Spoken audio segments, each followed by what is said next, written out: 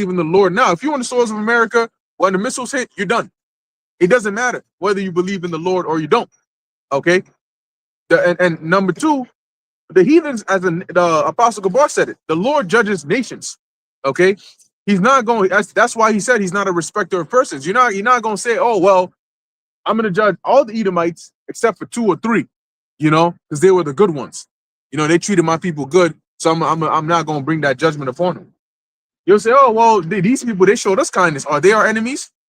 Well, Esau showed Jacob kindness, and then his descendants later on are seeking the life of the Israelites. So which one are they? Are they enemies or are they not? The Moabites, right? They showed kindness to David and housing his parents, but then they turned around and then went. Later on, they broke free, and there was war between them and us. So are they our allies or are they our enemies? See, once again, they're trying a weak argument. It ain't gonna work. Let's go. What you got over there in 2 Timothy? This is the book of 2 Timothy, chapter 2 and 15, and it reads, "Study to shew thyself approved." Right, and they study and they go into these things to build a so-called rep, and then think that off of the back of that, rather than that of the Holy Spirit, but off of the back of that, you think that you can just basically come out with whatever because you're trying to go too deep, and now they drown. And ain't nobody coming there with a lifeboat. You jumped into the deep end on your own. Go ahead. Unto God, a workman that needeth not to be ashamed, rightly dividing the word of truth. Yeah, when you come with these wayward doctrines, it's like hitting a hornet's nest. And we're going to come out in swarms. We ain't going to let you get away with this. Hell no.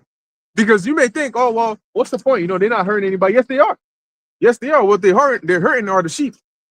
Because you got people out there that, they may not. There's a reason the Lord gave us this thorough understanding of the scriptures. Because that way we can make it clear, for those that are listening, let their conscience be affected, by these things. To say like, damn, you know what? Let me see. I heard what they said, but it not that I believe it, but it just brought a bit of confusion to my mind because I thought this precept meant this, or I thought that precept meant that. And if nobody is there to reaffirm it, and that's why we have to constantly exhort and edify, because not all the sheep are on the same level, and that's just that. Not everybody's gonna get it the same way as everybody else. For us, as the shepherds, it's already in our minds, right? But guess what? Why does the shepherd always need to take the sheep out? Even though they know their way, even though they've been on the path 1,000 times, there could be one day where they've been here 1,000 times and yet they'll wander off somewhere else. So you always need the shepherd constantly there to guide them. So yeah, they can hear this doctrine 1,000 times, but if you're not here to keep reinforcing it, somebody could come up in there, in a conniving way. Because you know what they are? They're like scammers, all right? They're like scammers. They advance with the times. Nowadays, scammers will come at you with all types of ways. They'll come at you with a job interview, Say, yo, hey, you know what? You applied. You don't got to do an interview, but you got the job. What? How does that work? Yeah, you just got to give us your social security number and we can get everything sorted out. And give us your bank account too while you at it. Wow, I never did that in a job interview before. Yeah, this is a special kind of job. And you're a special kind of person. Oh, if you believe them, you're special, all right. And then again, they're scamming people into depositing $60,000 in Bitcoin and so on and so forth. So that's what they are. They're like scammers in the ministry. Scammers in Israel. Let me put it that way. And they come with these ever so wisely crafted, ways to try and sell you things. We ain't buying those wolf tickets, bro. The Lord already gave us the truth. We already have the doctrine. And like Aharon said, you look at Nate. When you go back, the bishop, right? When you go back, you go back years ago, there's video evidence of them breaking down the name of the Lord. Then he turns around and now he's like opposing to it. So you look at somebody like that and you say, well, how do I know that you're not going to later on down the line, when we done followed you all the way to the edge of the ocean, turn around and say, oh, wait, actually, let's go back the other way.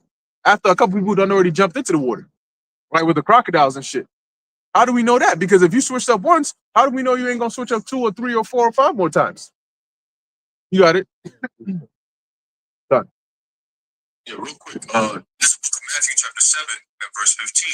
You talk about them being scammers. It says, beware of false prophets, once again, which come to you in sheep's clothing, right? You gave the analogy of sheep, right? But inwardly, they are ravening wolves, okay? That's what these guys are. All right, they're looking for each and every way to create a new sect of Israelite doctrine so you can make money off of them. It's not because they just found this new revelation. It's just let's create a new part that identifies we are different now. Genesis, this is what we do. You branch over Sakari to come up to Genesis. We said it isn't gonna happen. All right, we said it's gonna happen. You're not going nowhere, bro. The Spirit of the Lord is not dealing with these niggas, man. All right, verse 16 it says, "You shall know them by their fruits." This is what Yahushua said. He said, "Do men gather grapes of thorns or figs of thistles?" Right? You're not going to gather grapes off of a thorn bush.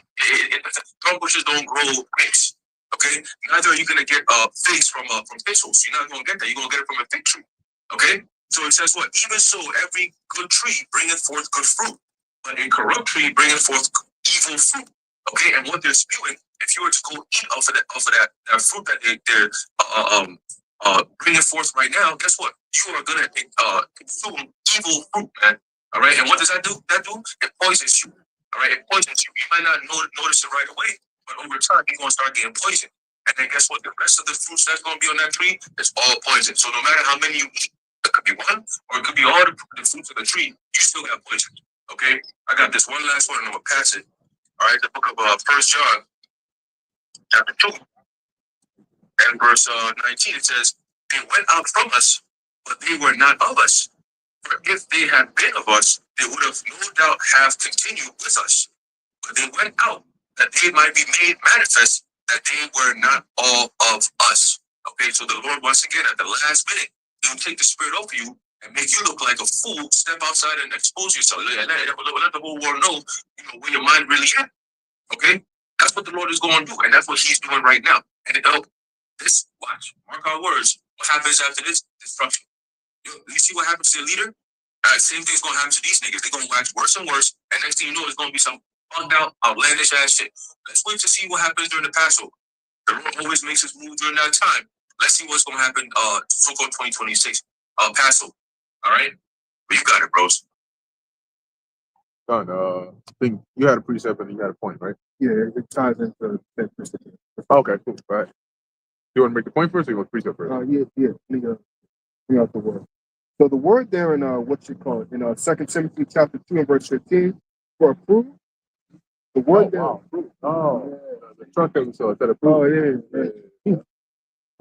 The Greek word there is doikimos, and it has a little story in it. It's slightly lengthy. It says, in ancient world, there was no banking system as we know it today, and no paper money. All money was made from metal, heated until liquid, poured into molds, and allowed to cool. When the coins were cooled, it was necessary to smooth off the uneven edges. The coins were comparatively soft, and of course, many people shaved them closely. In 1 century, more than 80 laws were passed in Athens to stop the practice of whittling down the coins then in circulation. But some money changers were men of integrity, that's the point, who would accept no counterfeit money.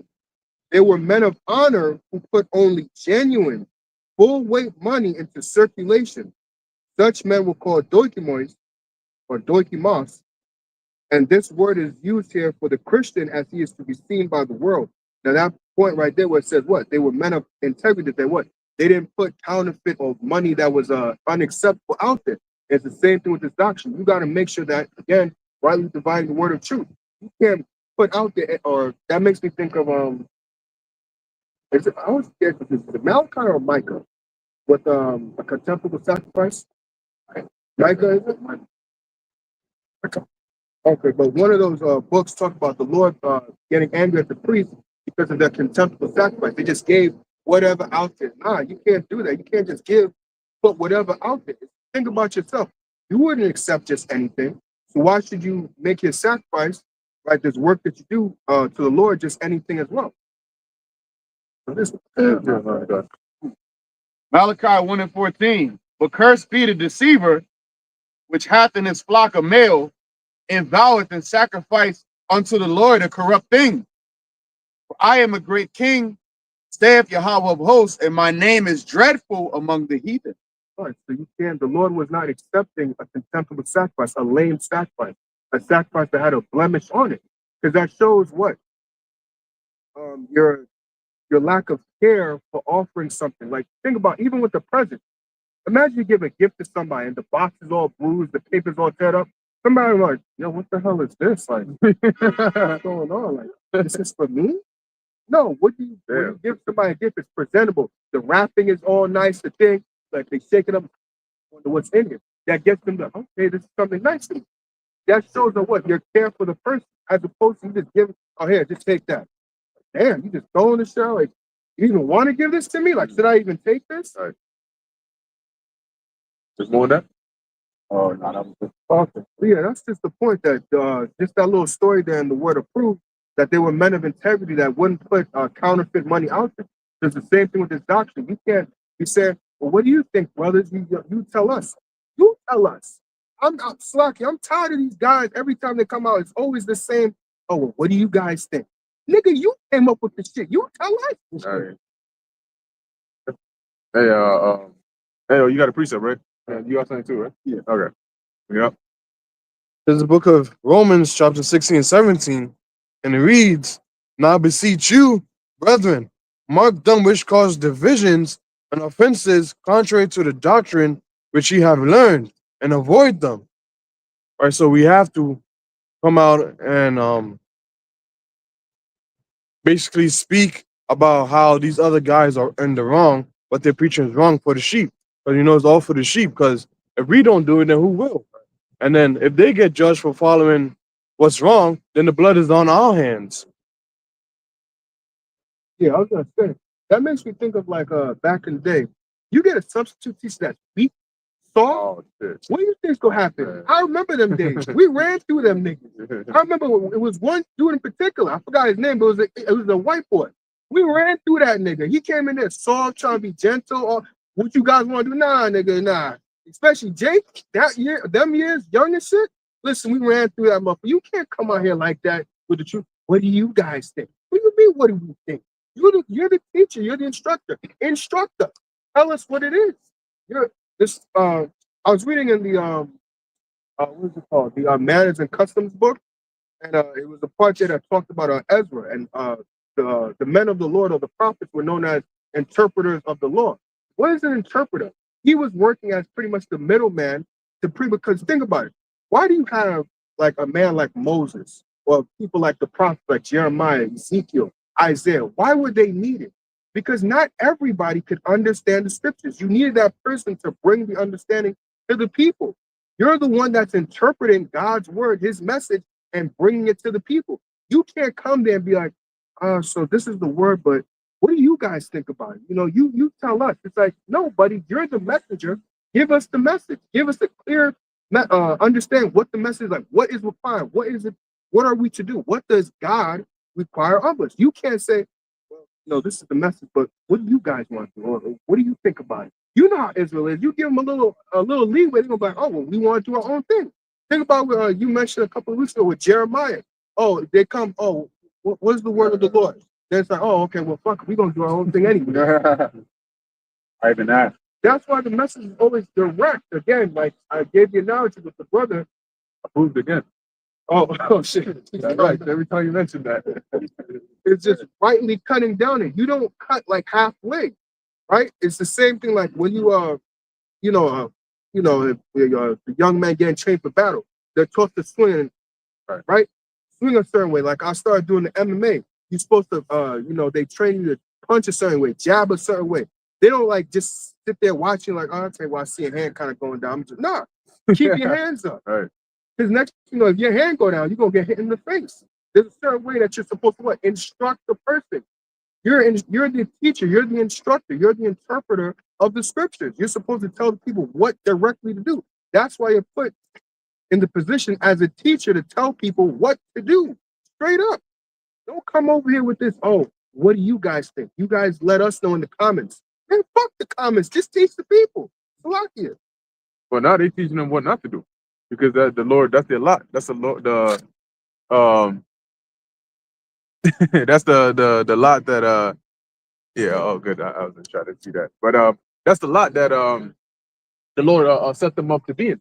And what you were saying, that's really a psychological thing because interestingly enough, that's a big ass dog. Put that thing on sleep. Interestingly enough, you got you better put him on a leash. Interestingly enough, people are crippled by choice. Oh, you heard me. Yeah, yeah. Better activate that faith, brother. Yeah, I'll let you do that. But people are crippled by choice, right? They come this way too. All right. So people are crippled by choice, right? So when you give them too many options, they get stuck. So really, if you want somebody, if you want somebody to go with something you want, you got to give them the illusion of choice. That's why these elites even do that with the two party system. If you come and try to strong arm somebody and just tell them it's this way, my way or the highway, they're gonna pick the highway, right? You tell them no, it's my way, they're gonna naturally want to resist. But when you tell them that, hey, this is what I'm thinking, you know, you can do this or you can do that, unless you got any ideas. When you say that, then they're like, yeah, I guess what you're saying is fine. I mean, I could go with that, because when it comes to choice, and they're like, all right, well, I need something that leverages me to go on one side or the other. I don't want to have to spend brain power thinking about the pros, the pros and cons of each one, and then making a decision for myself. America doesn't teach people to think like that. They're not decisive. So when they hit you with the, hey, you can correct us if we're wrong, or you can tell us what you think, it makes people feel like, all right, I'm more willing to hear this person out, because they're not coming at me trying to tell me it's this thing, this way, that's the only way out there. But guess what? If you're wrong, you're wrong. No matter how you present it, you loud and you wrong. You're trying to sound deep about it. The scriptures say that Matthew 1:21, call his name Yahushua, but he shall save his people from their what? From their sins, right? So there is no room for heathens to be saved. Once again, you got to go into that word saved, salvation. Salvation is tied to an event that's going to take place. Okay? Wilt thou at this time restore the kingdom back to Israel? All the prophecies concerning that salvation, they don't include the heathens. There is no salvation. Okay? And it's damn sure it's not based on whether they believe in the Lord or not, because all the heathens are going to pretty much be in a similar case. They all go into captivity, from the least to the greatest. And after 1,000 years, those that are not Edomites, they're going to get their lands back. So there's no special treat. Oh, well, you ain't going into captivity. You're only going for 500 years because you believed in the Lord. And then you're going for 1,000 years. The scriptures say, what nation hath not had a part in our downfall? Psalms 83 goes into the enemies. And then they talk about, and we're going to go into those accounts. Oh, what about Rahab? And what about these people? And what about Jethro? And he showed kindness to Israel. So is he an enemy? Well, if the Lord doesn't see him as an ally, then he's an enemy. It ain't about, is he an enemy to you or is he an enemy to you? The Lord is dealing with a nation of people. Okay? Guess what? Whether you know it or not, Jethro could have came back in another generation, and not having the relationship he had with Moses, he could have been somebody that might have put hell on Jacob. Or maybe he had Jacob slaves just because it was part of the times and his people were up and ruling. You don't know that. So the Most High does everything for a reason. And just because he shows kindness here, or he says this here, the Most High is fair, right? But that doesn't mean that all of a sudden, oh, that's your son right there, that you get salvation. That's not how it works, bro. And you damn sure not the one to decide that. This is the book of Baruch 4:1. I'm going to read down to about 6. This is the book of the commandments of the Most High, and the law that endureth forever. All they that keep it shall come to life, but such as leave it shall die. So who is this is talking about? This is the book of the commandments of Yahweh Ba'ashem Yahushai, right? And it's going to tell you in the next verse who it's addressed to.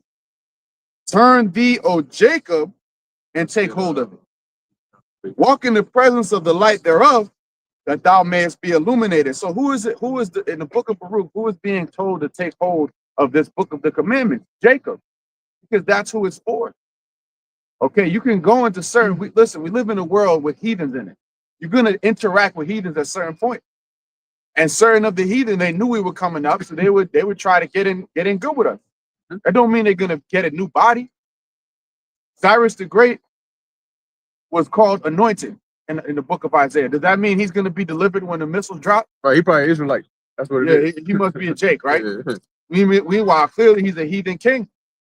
And the Lord used him for a particular purpose. In the kingdom, he's probably going to return back to his estate and rule over his people.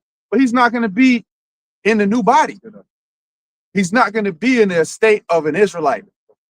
Okay, and the thing, reading is fundamental, and these guys, they have a fundamental misunderstanding of what salvation actually is. Okay, having a new body, and then again, it makes sense because they've spoken against the having a new body. They don't even believe. See, this is what you get with these guys, a ball of confusion. If I'm not mistaken, at one point they said we're not even going to live forever, right? So, but the heathen are good. Yeah, we're gonna live for a certain amount of time, a long time, but then you're gonna die. And what's the point? Right. You know, what is salvation? Salvation means you're never gonna die. Immortality, man. Okay, I'm gonna read on. Baruch 4:3. Give not thine honor to another, nor the things that are profitable unto thee to a strange nation. Hey, I'll say this real quick. You know what it is too? Part of it is that pride, right? It's like wanting to stay. You don't want to get in line, right? You want to stand out, and so you want to start your own line because you know that if you just because of that alone, they're gonna go to a different store because they're like, shit. If I want to go to this store and I want to be at the front of the line, men that were before me already there, so I'm gonna have to get in the back of the line. I don't want that. I want to be at the front of the line. And I can't do it over here, so I got to go to the next store. So I can look at you like, hey, I'm at the front of the line. You at the front of the line too. And the way that translates is that there's only one truth. You just didn't get it first. You were taught it by men that were before you. So you can't stand out for teaching the truth because you didn't come up with it. It wasn't revealed to you, right? And you don't want to. They don't want to be in that position of like, oh, I'm just another brother, who learned from the apostles, and I'm here to do my job and stay in my lot, and that's it. They don't want that. They want to be the Lord revealed this to me, Lord revealed that to me. You know what I'm saying? Like I'm also up there. I'm also a pioneer and a founder of X, Y, and Z. And so in order to do that, they know that, well, I'm gonna need to twist the scriptures or make it sound like I'm coming up with something new. Because if I say the same thing they said, there ain't nothing special about it.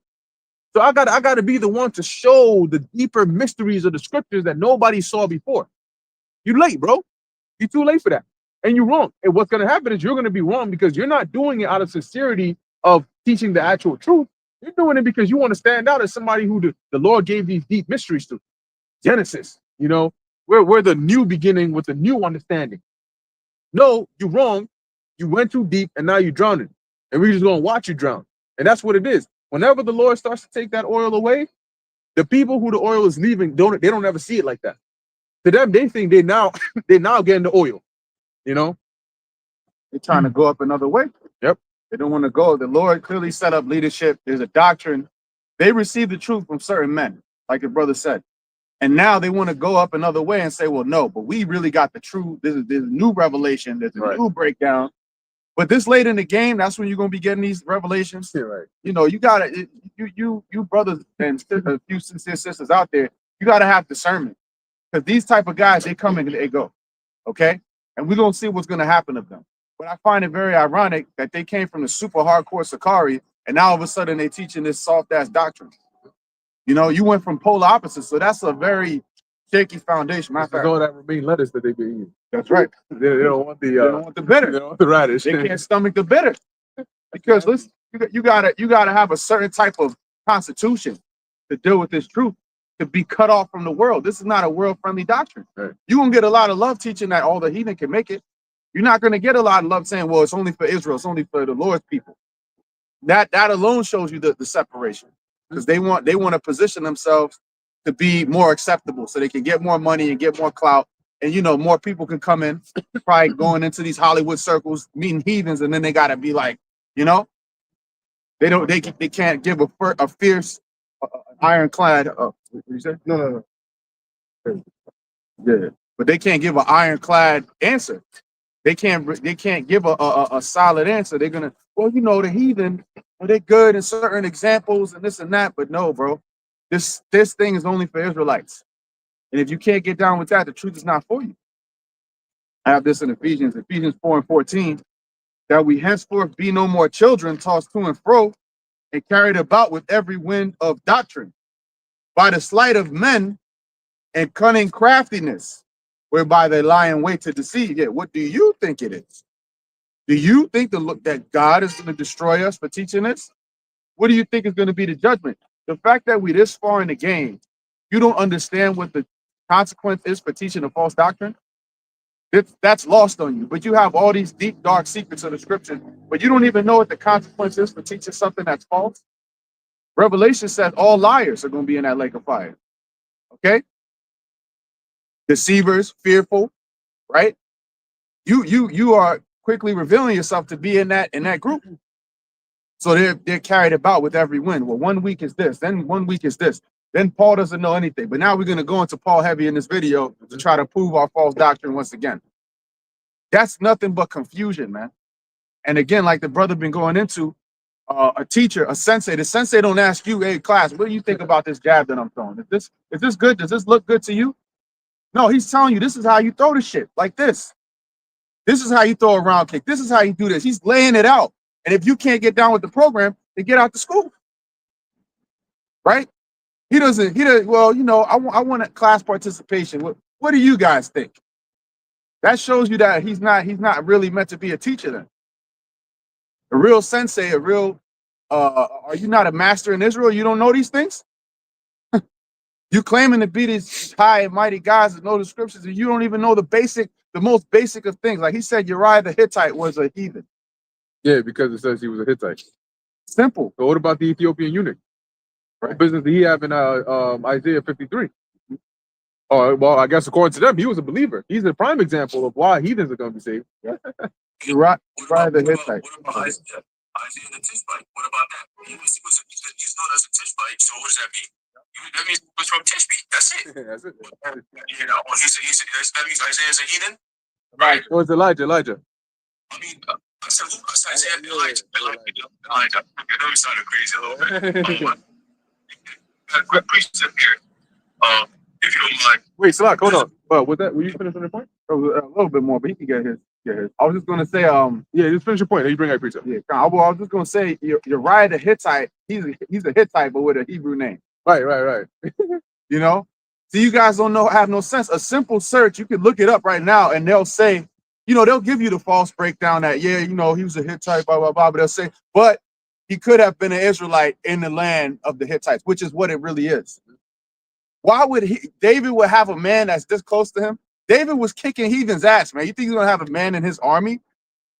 Now we know that it wasn't handled right on the behalf of David, but the point being is that Uriah the Hittite is an Israelite, man. No. When he went to Gath, he fell in love with him so much. He said, "Let me take some of the Hittites with me, take the heathens with me. I love him so much." Yep. That's what it was. And his parents named him with a Hebrew name, knowing that he was gonna convert, right? Yep. Come on, man.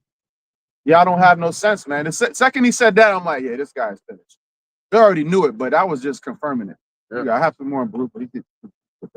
Yeah,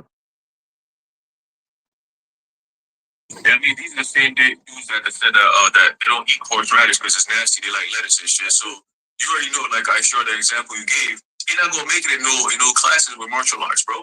You're not gonna first day. He's not gonna say he get a quick liver shot. He gonna be like, nah, this is too much. I can't do this. Like, nigga, bitch ass, fuck out of here, man. There's a book of 1 Peter chapter 4 verse 13. It says, but rejoice in as much as it's like verse let me go down. Verse 17. 1 Peter chapter 4, verse 17, it says, for the time is come that judgment must begin at the house of the Most High. And if it first begin at us, what shall the end be of them that obey not the gospel of the Most High? So right now, you see the Lord is, like we said earlier, he's using these guys to set a trap for those that he doesn't want. Because, as a lot of people who are paying attention to Israel right now, a lot of people are now tuning in and watching the Israelites and listening to what we got to say. You got all these skits going around, but ultimately, the Lord uses those controversies to bring attention to the truth. Okay? And then he uses that controversy to use the elect men, the true prophets, to address some of these controversies. And by doing so, the elect are awakened by that, all right, or confirmed or sealed by that. Okay? And those who are not of the elect, they're marked for death after that. Okay? Once the word of the Lord comes out, it's a discerner of thoughts and minds and your innermost soul and everything. It cuts through all that. Okay? But here the point is, for the time has come that judgment must begin at the house of the Most High. Okay? So before the judgment comes, the Lord sets out the precedent. He sets out everything. He lays all the cards out so everyone can see it, because he's a just power. All right? It's a power of balance. Okay? So he brings out all the wicked ass niggas, And then he trumps them all over and trumps them, right? He trumps them over with the righteous, all right, side of his men. Okay? You know what I'm saying? So that's how you see that. Then after that, what happens is you see everything, all the destruction that we pronounce on them through the spirit. You see that, you see it start playing out. Okay? But yeah, man, these dudes, man, it's just, again, this is just a same thing, just a different time. Same thing they were doing back then, they're doing it again. Always going up against the true men of the Lord, always going up against the doctrine, always going up against, all right, the status quo. Okay, the spiritual status quo. And you're always going to see that. That's a rebellious spirit. Okay? And what does the Lord do to people like that? He just kills them off outright, man. Just destroys them completely. Okay? You got it, bro. Yeah, that's that Korah, Dathan, and Abiram spirit. Like you were saying, the Lord gonna open up the earth in a different way this time. You know, and He's gonna swallow them up. See, the Lord is long suffering. He got patience. You know why? Because the Lord knows what He can do. So He's not in a rush. You know, the Lord ain't in a rush to go nowhere. He's like, look, I already got. I'm in total. Look, one life hack. If when you move, like you're not like always rushing to go here. You look like you're more in control. You know, because you're not always like, oh, I gotta you all over the place and shit. When somebody's late, they look like they make a petty mistakes. You know, your keys are in your pocket, but you're searching everywhere for it because you're all over the place. You know, but when you come and you just go about doing what you got to do, you're in more control. So the Most High, being the ultimate power, He's not in any rush because He's like, look, man, all I got to do is I just got to give the word. That's it. But I need you here, like Aharon said, for a purpose. You know, you gotta, man, you got a role to play.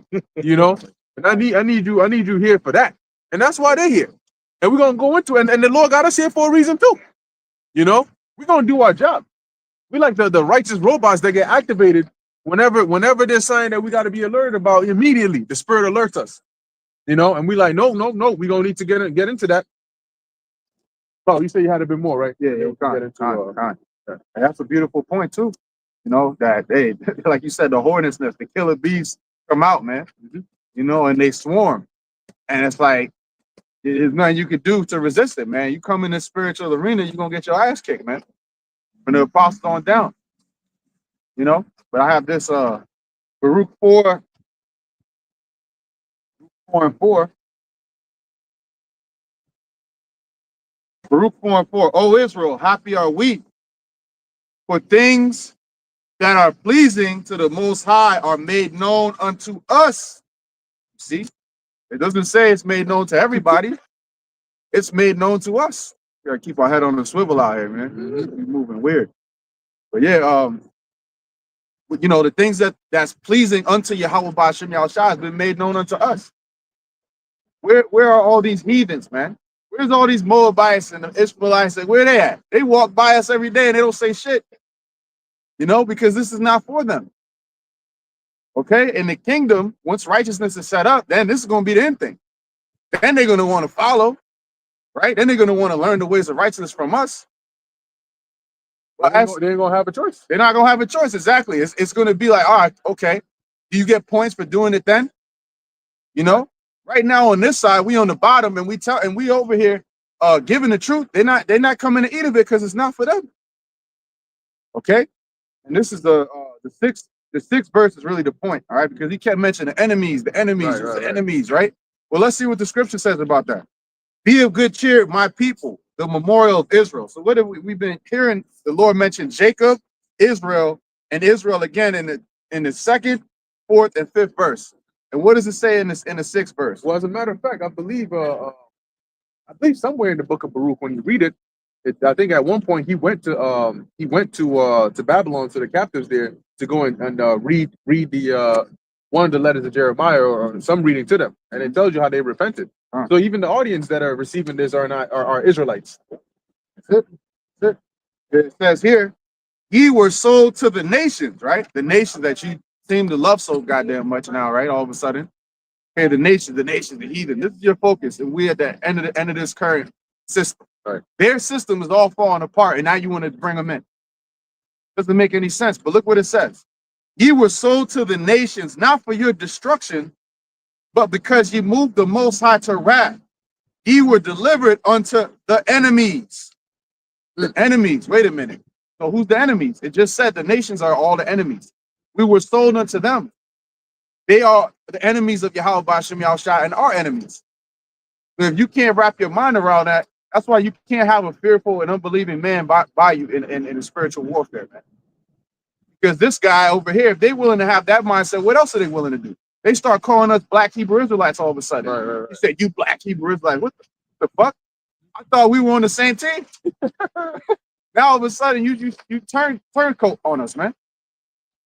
But that's all right. That's all right, because everybody's in their lot, and whoever follows you is slated for destruction anyways. Okay? And you guys have just been getting worse and worse and worse and worse and worse and worse. Okay? So clearly, we just read, we were sold unto our enemies, all right? Because we moved the Lord unto wrath. So now when the time comes for us to go back into power, what's going to happen to our enemies? They're going to be beneath us. You don't have a rulership mentality. It's like that movie, the Superman movie with General Zod and Superman. You in a Superman mindset. We like General Zod. We don't want to have, we're not going to favor the heathen. We favoring our people, man. We concerned with Yahweh Ba'ashem Yahushua and serving him first and foremost, man. We're not concerned with the heathen. All right? That's right. That's precept.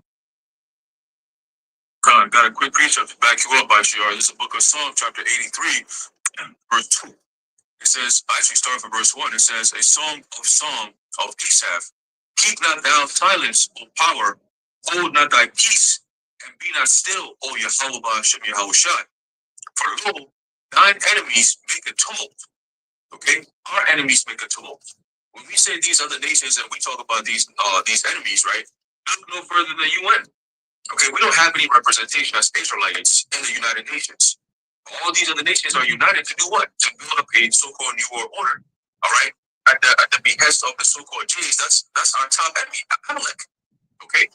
So through the influence of Amalek, the rest of the nations are in lockstep to rule over the whole entire planet with us in subjection.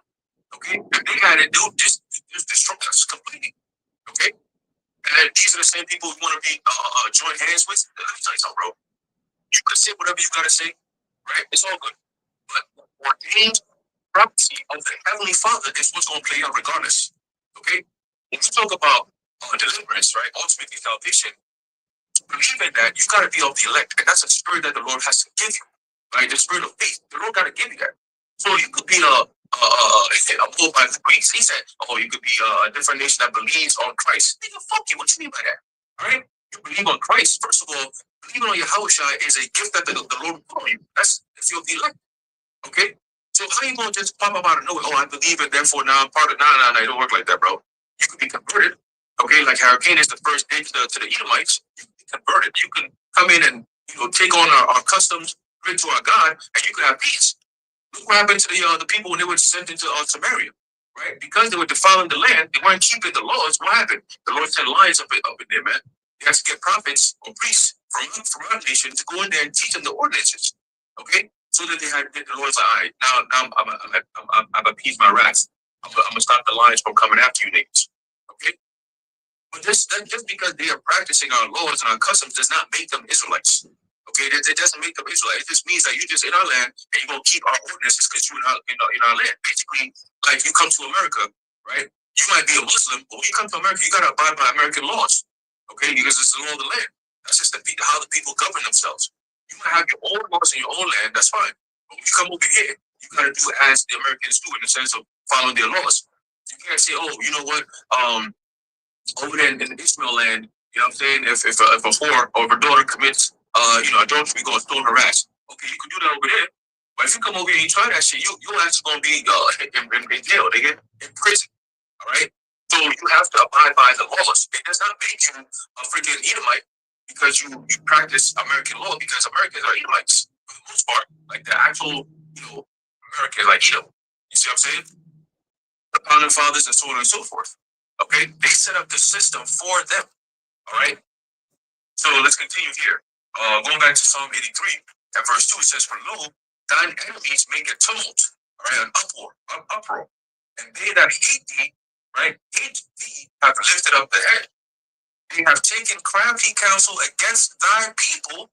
Okay, they hate us so much. They hate our Heavenly Father. They hate our laws. They hate everything about us. So they've taken crafty counsel, okay, against thy people and consulted against thine hidden ones. They have said, come and let us cut them off from being a nation. This is what the enemies are planning to do. How then do you turn around and say, they can be saved, or they're not going to get no fruit of the punishment, you know, the brunt of the punishment, they're going to be all right. So as long as they repent, they're going to be saved too. Who the fuck? Where you getting this from? And why you say that? You got it, bro. See, since you said that, actually, what's it called?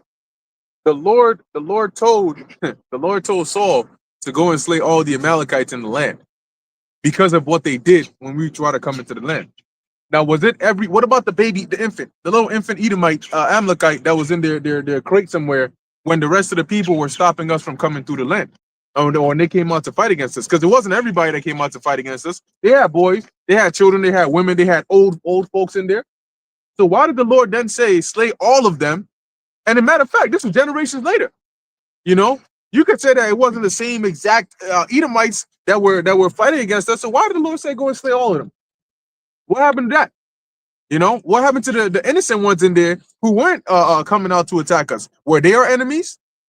Because clearly the Lord saw that. So he was so mad that because of that, Saul lost what he lost because he disobeyed the Lord. So what's going on there? What happened to the little children? Were they our enemies? And if they weren't, why did the Lord want them slain? Wait, whoa. What happened to the Amorites that were in the land when the Lord said we should go and slay all of them with the edge of the sword? And he said both man, women, children, suckling. You know what a suckling is? That's a baby that's still sucking on the breast. And it says slay them with the edge of the sword and then burn their towns. Wait, were they our enemies? What happened with that? Got precepts.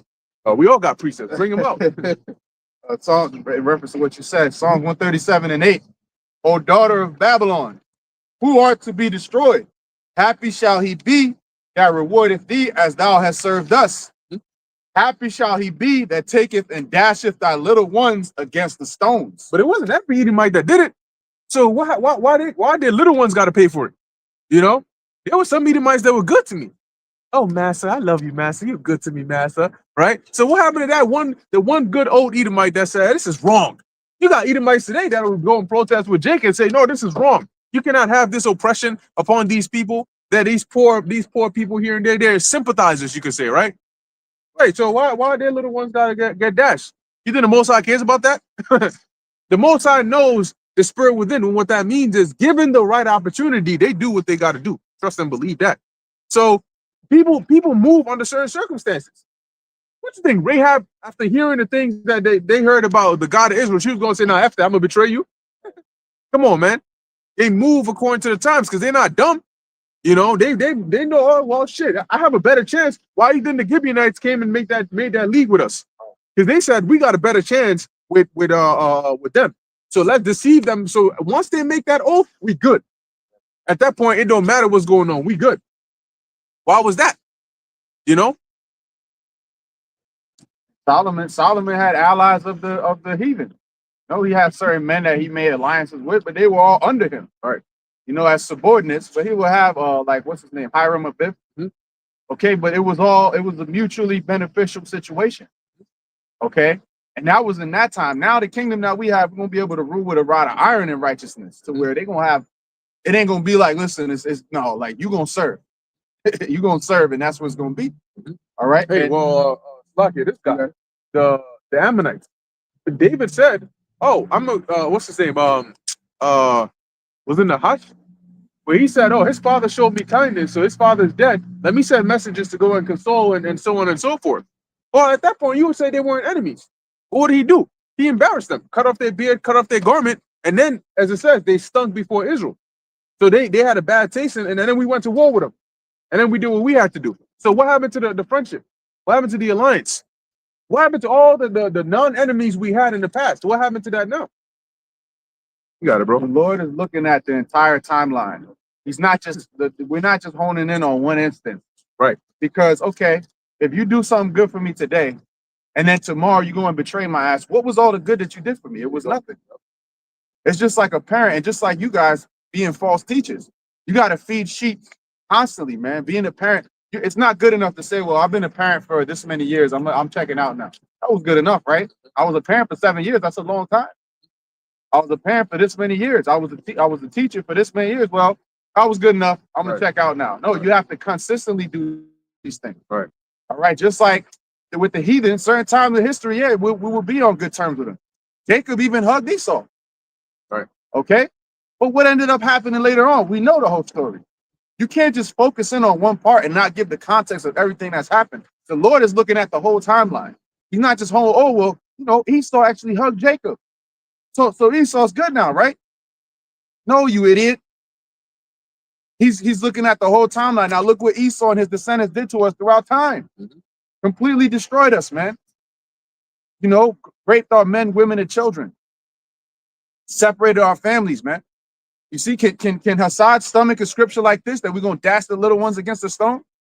No, it ain't talking. It's talking about their idols. It ain't talking about their babies. Yeah, that's probably what he would say. Yeah, so he gonna He come would with. say that. And guess what? The Lord said, "He that believeth on me, the same shall be saved." Right. So what happens to people that believed upon the Lord in the ancient times, but now they're doing wickedness in their generations after that? Which one does the Lord take? Did He say that because you believed on me in one time when you came on the planet Earth, that's enough for your salvation? Or does He say, well, you believed on me at one point, but then you turned around and you went backsliding, so now you're going to be destroyed? So which one is it? And likewise, you were okay. You showed us kindness at one point, but does that mean that the whole entire time that your spirit has come back on the earth again and again and again, you've always been kind to us? So what's the Lord going to take? What's He going to look at it and say, all right, well, I'm going to judge you based on this, that, and the third. Because the Edomite gave you I don't know, some yogurt on the Tuesday at work because you didn't bring your lunch. The Lord says, okay, now he's going to be all right. But then meanwhile, the next week after that, he got you fired by telling a lie about you. So which one is the Lord going to take? Because you did show kindness, because you're pointing to one instance and saying, oh, see, where they are enemies. But wait, what about all the other instances? So that's the fallacy. You know what they are? They're edge case Israelites, because they'll look for the the one time when there's an edge case, and then they'll try to normalize that and say, oh, we can build our foundation off of this. Wait, so what about the let's say you had a Midianites, right? The Midianites put us in freaking they came against us during the time of the judges. But you'll say, oh, well, if these people are from the Midianites and they showed us kindness, then does that mean the Midianites are not our enemies?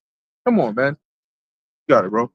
And what you said before, Ezekiel mentions that when a just man when he goes off and he does wickedness, all of the things that he's done is forgotten after that point. You see? So this is the thing of consistency. And time reveals all, man. See, y'all niggas probably the type of Edomite smiles at you at the store and be like, he's my friend. I'm cool with him. Just because the Edomite try to, Edomites do that type of shit, man. They're snakes. They're deceivers. They smile in your face and then behind your back, they're going to try to still destroy you. In his mind, he hates you still. But because he smiled in your face, that's good enough, right? That's why you got to have a spiritual mind in this thing. You got to have a discerning mind. And we go to places and deal with heathen, and hey, we can in certain situations you get along with them. You might have to work with them at the job, and you just keep it, but it's surface level. When we get into the deep part, you start breaking down this doctrine. Are they gonna still be cool with you? Right. You're gonna be my slave. You cool with that? Oh, the cops on you. Then all them smiles gonna turn to frowns. Got it. I was going to read this comment that Zaquan put. Stay in the Spirit 144. He said, well, according to them, the lake of fire is in America. So not only is the heathen are able to be saved, but also America won't be destroyed. So there is no vengeance actually to be taken on our adversaries. Yeah, according to the logic that they're coming with, and that's why it doesn't make sense, because it breaks down. When you try to test that against all the other parts of the scriptures, it doesn't stand the test. It breaks down every time. That's why I call them edge case Israelites, because the edge case is a one-off, and a one-off is not the norm. Yeah, it may happen here and there, okay, but look, you may have a heathen that says, yo, I believe in your God. They said Jethro offered onto the Lord, and then the Israelites ate with him. So didn't the Lord come to Moses, since he spoke to Moses face to face, and tell him, hey, that's your enemy that you're eating with over there? Well, guess what? Alexander also offered sacrifices. when it says that somebody offered sacrifice, obviously only the priest could actually do the physical offering. But what it means is it was an offering in your name, meaning you brought the offering, like, I offer this to the Lord for me on my behalf. And yeah, exactly. You paid homage. And that was like a peace offering, which is where you would offer it, the priest would get their portion, and the people would eat of the offering that they gave unto the Lord. Guess what? Alexander did that. You know? So what's going on there? Does that mean that he's going to be delivered? It says that after him, his descendants, wickedness multiplied upon the face of the earth. And Alexander was an Edomite, and all the Edomites are going to be destroyed. So why would the Lord accept it? And matter of fact, why did the Lord show him in the vision Israel before he got to the land? You know, what's up with that? See, edge case Israelites. They try to find one little instance here. Oh, look, see, the Lord said that Abimelech, the Ethiopian, you know, he was the heathen, and the Lord said, I will save you. And it's very interesting because he said, I bet a lot of you people ain't even read this chapter before, as though he had all the context in the world. I just went through Jeremiah. I got the context. Right. And he wasn't talking about salvation. So because the Lord said that, we're going to see Abimelech on a chariot. Now, if he's an Israelite who was just from the land of Ethiopia, and he's a righteous man of the elect, then yeah. But based on that precept, that's not what it says. Okay? How many people, want, like I was telling Haran before, when you read in that same book of Jeremiah, the Lord mentioned in one of the chapters, he likened Israel into two baskets of figs. And one was so bad that you couldn't even eat it, and one was good. Naughty figs so bad you couldn't eat them. Wherefore it said naughty figs so bad you couldn't eat them. So, so he said the Israelites that were taken out of the land to Babylon were like the good figs, and the ones that were left in there were like the naughty figs, right? And the naughty figs are going to be destroyed. Well, guess what? Not all the Israelites that were in the naughty figs basket were destroyed. And you had Israelites that were in Babylon doing wickedness. Who do you think Ezekiel was prophesying against over there? So when they try to, once again, they try to take that and say, oh, well, because we this one instance here, that means everything is all good. That's not how it works, man.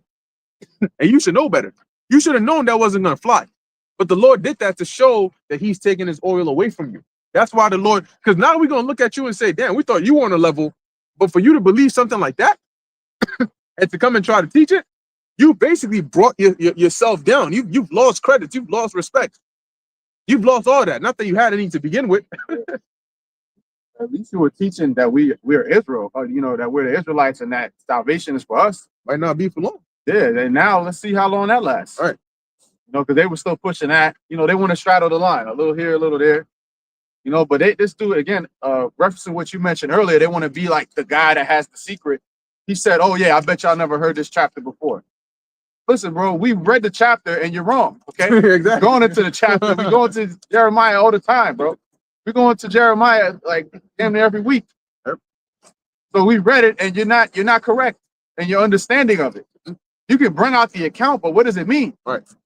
You see? So, but that was it, and they're preying on people's ignorance because Jake that doesn't know, oh, I've never heard Jeremiah 38. Well, so he's the one to teach. He's the one to mold your mind. So they have to play on ignorance because they just want new followers and blind followers. And we're the biggest problem for guys like that because we have the true understanding and bringing Israel into the knowledge of wisdom and understanding. We're not about making money. We're gonna give it to you raw, regardless, man, because we don't stand to gain anything worldly from. We don't care about it. Right. You know, we don't care about those things that these guys will. You know, their doctrine is malleable. They'll bend it around to make it more acceptable to people. You know, but us here, you know, from the apostles on down, the brothers that have the true doctrine, we don't give a damn. All right, so we're gonna give it to you 100% raw, no chaser, man. You got that? Yeah, Joshua. Because we're gonna go into it, right? We're gonna go into it. You mentioned the account, so let's go and read it. And let's see, maybe we missed something. Maybe you gotta show us a little sign because we might have missed it when we read it. Joshua chapter 2, verse 1. And Joshua, the son of Nun, sent out of Shittim 2 men to spy secretly, saying, go view the land, even Jericho. And they went and came into an harlot's house named Rahab and lodged there. And was told the king of Jericho, saying, behold, there came in men hither tonight of the children of Israel to search out the country. Mhm. And the king of Jericho sent unto Rahab, saying, Bring forth the men that are come to thee. So they spotted them. So more than likely, Rahab, her dwelling was probably around the entrance.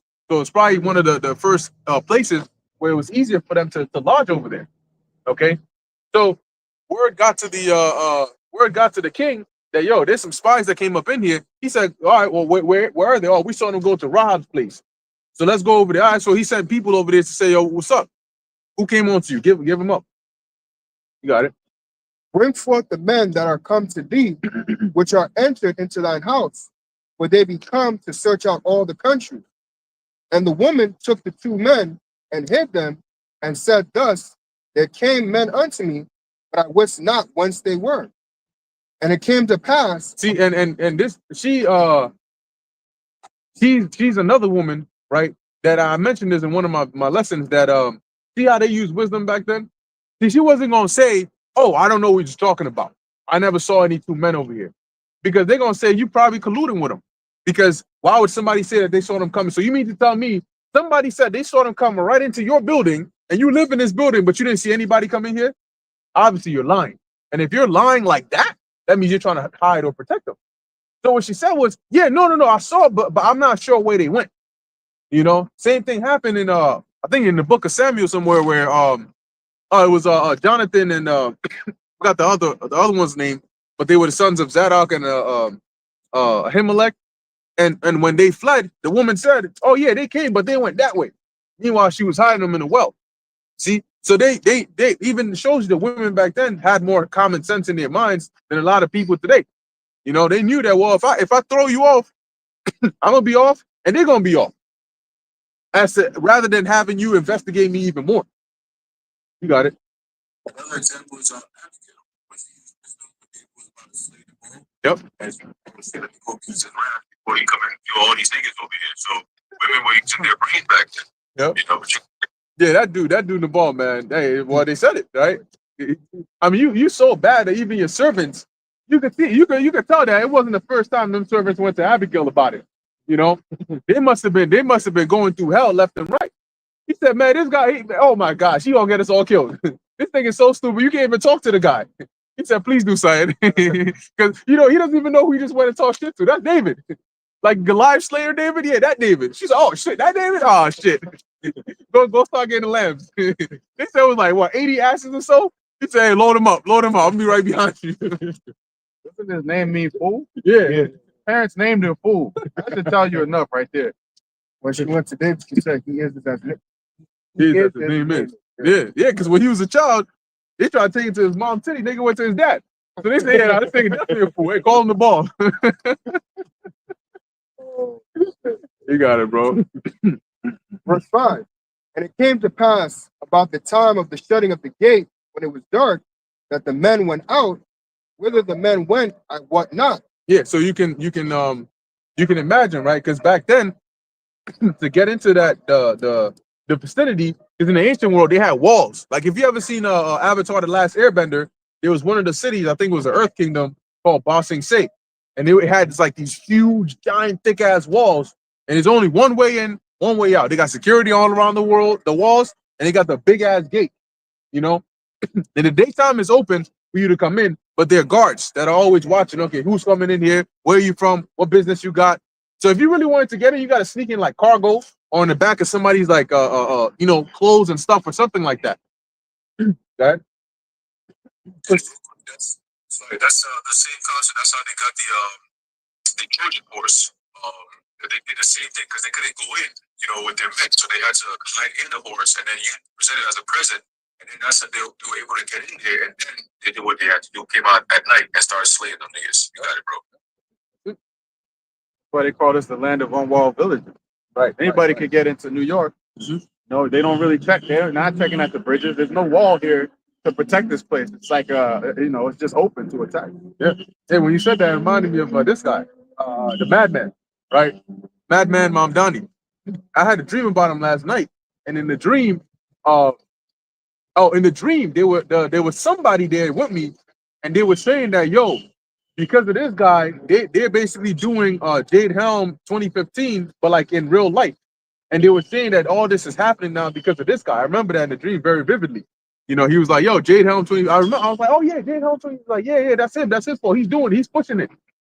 This guy came on here talking about, oh, you know, for my campaign, we'll come back to Rahab, but for my campaign, don't send me any money. You know, I'm here to fix the city. I'm here to do X, Y, and Z. They can turn around after getting elected talking about, remember when I told you don't send me any money? Yeah, you can go ahead and start sending the money in now.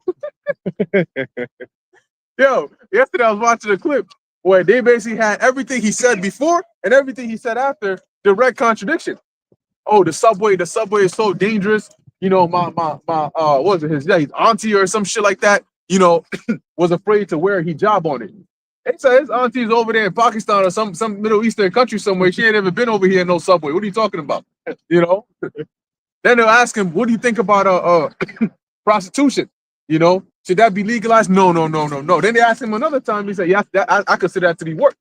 You know, so they should most definitely be allowed to do that. They look at this guy like, yo, what's up with this man? And you know what? You got people that will still look at that. Hey, but his name got Kwame in it though, so I'm vote for him. See a nigga like you? See, now we see the problem with dudes like you. Said the thing about violent crime, the burglary is all good. You know, Right. burglary is not a violent crime. Mm-hmm. Oh yeah. He said violent criminals, or that is a concept. You know, it's a concept that we can't stand for it. So yes, you know, I'm for defunding the police. But he turns around and talks about how you got to keep the city safe. So who's gonna do that? The old ladies and old men with patrols and Motorola's on their hip? How's that gonna happen? You're not being practical, man. But he said that to get in. And once he's in, yeah, you're gonna find out his true colors.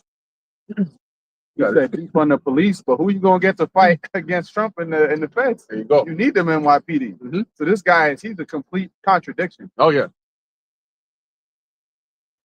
Continuing in verse 5, pursue after them quickly, for ye shall overtake them. So she went the extra mile. She said, oh, yeah. I did see that the two men. Yeah, I did wonder why they look so strange. Yeah, they went that way. Actually, you gotta go quick, because if you may, hopefully you can catch them. You know, please keep us all safe. And women, man. When you go to verse 4, where at the last end she said, but I wish not whence they were, right? That was basically like playing, like you said, she was using the wisdom of saying, oh yeah, they came here, but I don't know where they're from. I thought they were just visitors or some shit. Like, I didn't know that they were spies, right? So but when the city gates was about to close, they all left. So you just chase after them. You might get them because it wasn't too long ago. Go ahead. So that urgency spurs like, oh shit, all right, cool, let's go. And that's how she got to cut them off. Yep. That's how the scammers get you. They'll tell you, oh, yo, yeah, you got to do this. Yeah, your car warranty has been expired for 3 years. You got to do it immediately. Why are you reaching out for 3 years? That goes back to when you were talking about in the beginning. Don't be such in a rush that you make There you better go. little mistake. Yep. That's how they get you. Yep. Got it. Verse 6, but she had brought them up to the roof of the house and hid them with the stalks of flax, which she had laid in order upon the roof. Yeah, and the roof, in the ancient world, the roof wasn't like today, you know, people think of like a roof as like you never catch somebody on the roof. You know, except they're like a janitor or a super or something like that. You better shut your ass up. A janitor or a super or something like that. And people imagine like a roof to be like them little triangle roofs. Today you have places called like rooftops that people go to, right? In the ancient world, as common as it is to have a rooftop like this, for them it was like how you have a balcony. And then on the side of the building, there were like stairs that would lead up to the roof where you could pray, you could chill, you could eat, you could dry out your clothes, you could do all that on the roof. So it wasn't like a strange place to be. Got to leave space unused. Yeah, exactly. Verse 7, and the men pursued after them the way to Jordan unto the fords. And as soon as they which pursued after them were gone out, they shut the gate. And before they were laying down, she came up unto them upon the roof. And she said unto the men, I know that the Lord had given you the land, and that your terror is fallen upon us, and that all the inhabitants of the land faint because of you. So she said, basically, like, I already know the fact that y'all are here, the Most High is gonna give it to y'all. Y'all gonna take it already. Because guess what? They had heard what had happened over there in Egypt, you know, and they were like, yeah, that once again, heathens are not beyond acknowledging the Most High. They're not beyond acknowledging his power. Because if you, hey, bro, if you show them the power of the Lord, yeah, they're gonna see it. Even Antiochus saw it and believe. But that does not change anything about them or their status. That's where you got people that miss that part. They think that no, the key is if a heathen believes, so long as they believes, they believe, that's the elites believe. What's that? The James said that, right? The Satan believes, the devils believe and tremble, right? But so what? What did that do? Oh, because an Edomite believes he's no longer an Edomite? No, he's still gonna be wicked. It's in his nature, it's in his blood. He just knows and acknowledges if these elites did not believe, why would they go so hard to hide the truth? Why would they be preparing to fight against the Lord if they didn't believe?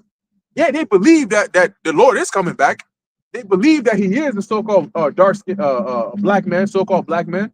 They know the things that are in the scriptures are real. Does that mean that they're gonna get salvation just because they believe that it's true? No. So they believed that the Lord was gonna hand over their city into the hand of Israel. But so what? That did not. Here's how the Lord said it. He said principles, right? He said rules, he said laws, he said statutes. And he said, this is my chosen nation. The rest of these nations are going to be under them and they're going to serve them. That's it.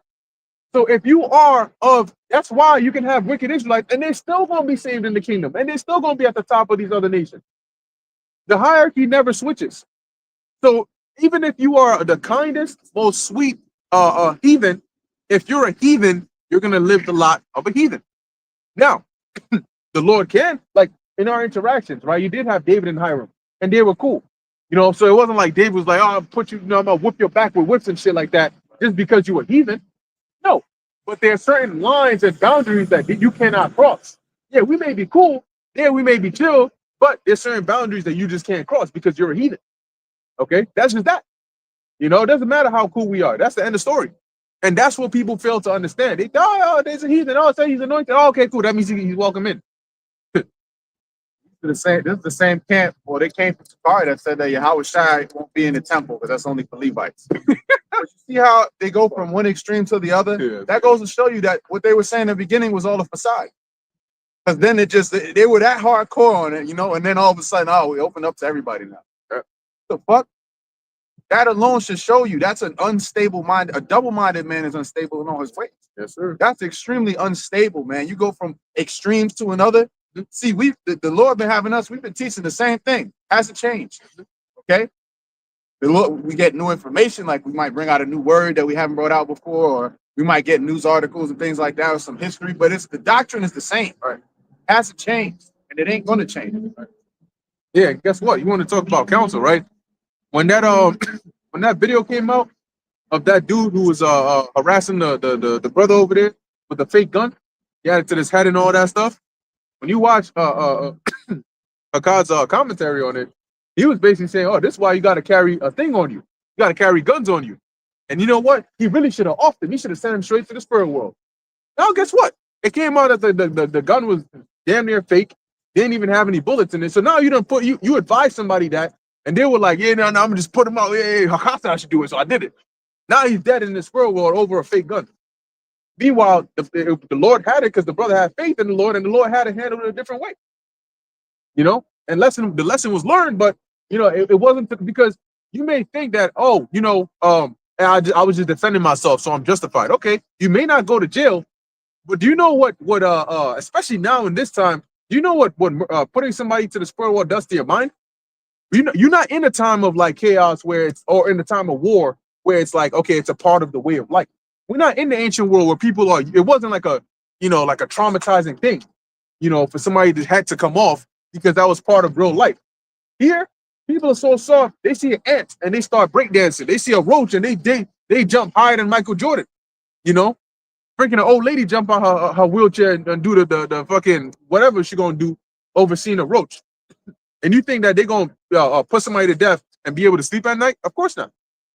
Because now you got it on your conscience, that shit haunting you. You're like, yo, man, you see his face every night when you go to sleep. Like, oh, shit. Yeah, he'll harass you, but damn, yo, you thinking about it like, damn, yo, you really put somebody out. And that could mess with somebody's conscience. You know, now giving him a couple of blows, you know, you shouldn't have been speaking, now you leaking. After that, you know, you all right. Put some ice on your hand and you go home and you're like, hey, well, he learned his lesson. End of story. You know, so if you listen to these guys, they're going to lead you down a wrong path. They're gonna lead you right into the center of the earth, like Korah, Dathan, and Abiram. You got it. And they might be doing that. Yeah, it is. They do it. They mid live saying some damnable heresies, and an earthquake just happened, and their freaking roof collapsed on their ass. You better watch out. Don't mess with the Lord. You know, they'll do something theatrical to where when you tell somebody like, yo, yo, you know what happened? You heard what happened to the Hakkah and them? I'm just saying, hypothetically, right? I'm just saying, I'm not wishing death upon you. I'm just saying hypothetically. And then you go and tell somebody like, yo, the earth opened up and swallowed them. They're gonna look at you like, what? You gotta be joking, right? Hey, the Lord said he's gonna do a thing to where even if it were told you, you wouldn't believe it. And that's an example of that. He said, the what? You sure it wasn't like an earthquake or like, no. The earth opened up and they were mid live approved again. This time on a red card. Hey, this is the 4th time we've seen the word approved in all caps on a card. Yeah, oil. We saw it 3 times earlier on the tanker all the way back then in green. And every time the brother mentioned about 2 Timothy, about chopping the axe, rightly dividing the word, we see the word approved on the car. It just swings by 3 times. And then just now, boom, we just see that red car. So you better hope the Lord wasn't approving the earth opened up and swallowing your ass. Yeah. Next thing you know, it's going, oh shit, what the hell? Yeah. Ooh. Yep. Oh, that's heavy, man. The oil, yeah, and it was oil trucks. Because, around this time of year, people need oil in their houses to heat their house. You ain't got that oil, man, you're going to freeze. We got that oil, man. Yep. How about Shem Yahshua got oil amongst the brothers you see here. Right. And the brothers that are out there teaching the right doctrine, man. That oil. And it's approved from Yahweh Shem Yahshua. Not giving it change, man. You got it. What is that? Psalm 22. Thou anointest my head with oil in the cup of my in front of my enemy, in front of the enemy. The enemy. Yep. Cup runneth over, man. Except for Jethro, Rahab, Abimelech, and a few others, the good Edomites. On one hand, you can name them. Yeah. Yeah. But we're going to look at those examples and not generations and centuries and thousands of years of oppression from the heathen. Nope. As long as Rahab is there, not on her watch. Rahab is going to stay the rat. Yep. There shall no Amorite go in slavery as long as Rahab is there. Therefore, for Rahab's sake. Got it. Well, Rahab got her consolation because she got her promise. She got her deal. That's all we owed her. That was it. Now, why didn't the scripture say, oh, yeah, and the descendants of Rahab, you got it. Joshua chapter 2, verse 10. For we have heard how the Lord dried up the water of the Red Sea for you when ye came out of Egypt, and what ye did unto the 2 kings of the Amorites that were on the other side Jordan, Sihon and Og, whom ye utterly destroyed. And as soon as we had heard these things, our hearts did melt. So they got afraid. Neither did there remain any more courage in any man because of you, for the Lord your God, he is God in heaven above and in earth beneath. So they saw, and why is that? Because they heard about what happened in Egypt. It was jaw-dropping for a civilization like Egypt to suffer that. And they heard, yeah, that was the God of the Israelites that did it. And then to add on to that, they said, well, then now they're making their way over here. They took down this king, they took down that king, and their God is with them. And they're hearing stories about what happened. And they're like, oh my God. So at that point, of course they believe. They say, no, whatever God is with them, that's a power right there. And they knew that that's not their God. Okay, and they'll tell you that, yeah, that your God is the one living God. Go ahead. I was going to say just a quick point. People back then were a lot more religious, if you will, for lack of a better word. So if something like that has happened, like, okay, the Israelites got out of Egypt, that was a story that went out. It wasn't just saying, okay, that just happened over there. To hear about the darkness, the plague, the water turning to blood and all that, and these people made out there, it's like, yo, how the hell did they get out of there? And then, people back then believed in their God. So it's like, who's the God of these people? And, who's the God of these people? It's like, oh, that's Yahweh. He got them out of it. He also delivered them from the 2 Amorite kings. So it's like, yo, this God is with these people. We need to watch out because so that news went out there. The same thing like how you hear today with news, how it goes abroad and things like that. Well, things went abroad. You had messengers. It wasn't like just nobody is okay. It's nothing like you're in your land, you don't hear nothing. And a surprise, we're here to take over Jericho. No, you had messengers going about. Exciting.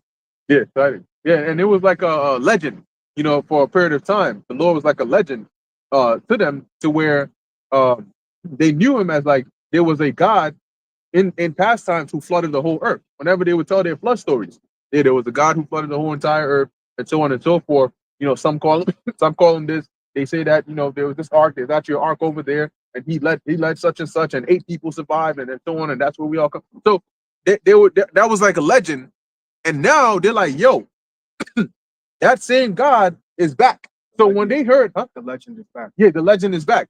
You know, when they heard about what happened in Egypt, they said, "Oh, that's the God. That's there was once a legend, and why are you bugging out? Yeah, there was once a God, the God that flooded the whole earth. That's him. He's back. He's the God of these people, and that's what he's doing over there. Oh shit, he's back. Oh my God. You know, they're all stressed out and shit.